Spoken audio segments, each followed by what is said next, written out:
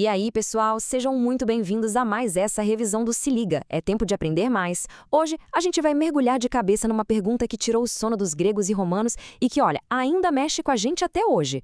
Afinal, de onde vem o poder e quem deveria mandar? Bora usar essa nossa conversa para esquentar os motores, porque essa revisão vai te preparar para as atividades lá na plataforma Wayground. Tudo pronto para embarcar nessa viagem pela história? Então vamos juntos! A grande questão que vai guiar a gente é essa aqui. Quem deve governar? A maioria da galera? Um grupinho de elite? Ou será que é só o mais forte que tem que mandar? E ó, essa dúvida não é de hoje não. Foi o dilema principal que gregos e romanos encararam, e as respostas que eles deram acabaram moldando o mundo que a gente vive. Olha só o nosso roteiro de hoje. A gente vai começar lá no comecinho, na origem do poder na antiguidade. Depois, a gente vai entender a polis grega, comparar os modelos opostos de Atenas e Esparta, acompanhar a jornada de Roma e, para fechar, ver o que tudo isso deixou de legado para nós. Primeira parada, poder na antiguidade. Antes de existir império, democracia, antes de tudo isso, onde é que o poder nascia? A resposta, por incrível que pareça, é bem simples. Nascia dentro de casa, na família. Essa unidade familiar era o oikos. Mas não pensa numa família pequena, não. Imagina um clã gigante com parentes, dependentes e todas as terras e bens. Na Grécia Antiga, o chefe do oikos mais poderoso era, na prática, quem mandava na região. O poder começava literalmente na sala de estar. Ok, agora a nossa segunda parte. Grécia e o poder da polis.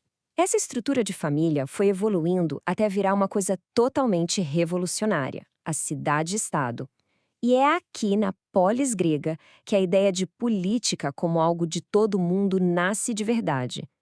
A polis era o coração da vida grega. E foi aqui que o jogo virou. O poder saiu de dentro de casa, do oikos, e foi para a praça pública, para a rua. Foi para as mãos da comunidade. E não é à toa que a nossa palavra política vem de polis. Afinal, política é cuidar dos assuntos da cidade, nos assuntos de todos. Faz todo sentido, né? Agora, a gente entra na terceira parte, a grande treta entre Atenas e Esparta.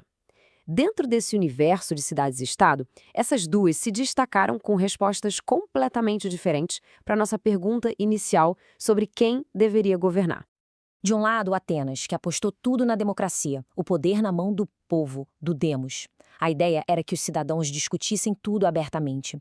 Mas vamos ser justos, o cidadão ateniense era um clube bem restrito, sem mulheres, escravos ou estrangeiros.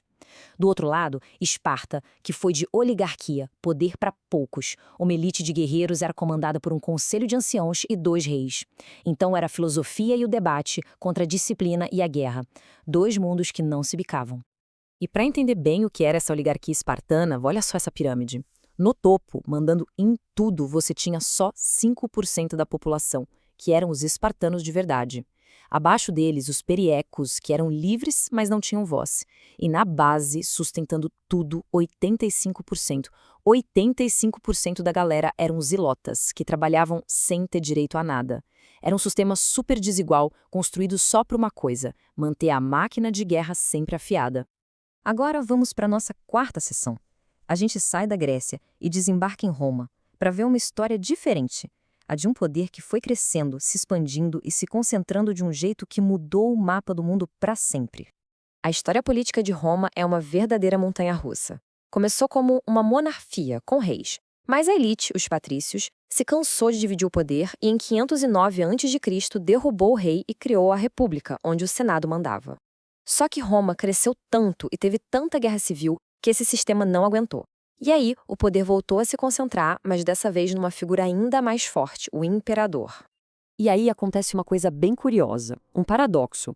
Quando o imperador Otávio Augusto concentra todo o poder nas mãos dele, começa um período conhecido como Pax Romana, a paz romana. Por quase 200 anos, aquelas guerras civis que tinham arrasado a República finalmente acabaram e o Império viveu uma era de muita estabilidade. Chegamos à nossa última parte. Mas por que raios a gente está revendo tudo isso? Porque essas ideias e essas brigas de Grécia e Roma não são só poeira em livro de história. Elas são a fundação, o alicerce de como a gente entende o poder até hoje. Esse legado está nas palavras que a gente usa todo dia. A gente fala de política e está falando da vida na cidade, a polis dos gregos. A gente fala de democracia, o poder do povo, o demos. A ideia de república vem da res publica dos romanos, a coisa pública que pertence a todo mundo. Até o nosso Senado tem o mesmo nome do Conselho de Anciões de Roma. Cada palavra dessas é um pedacinho daquele mundo que vive com a gente. E tudo isso nos leva a uma última pergunta para a gente pensar. Se a gente olhar para o nosso mundo hoje, o que a gente enxerga? Será que a gente parece mais com a democracia direta de Atenas? Com a oligarquia militar de Esparta? Ou com a república cheia de regras de Roma? Ou será que, no fundo, a gente é uma grande mistura de tudo isso? A história não dá respostas prontas, né? Mas ela dá as ferramentas para a gente fazer as perguntas certas sobre o nosso tempo. Espero que essa revisão tenha ajudado a organizar as ideias. Agora, a bola está com vocês lá nas atividades. Se liga, porque é sempre tempo de aprender mais.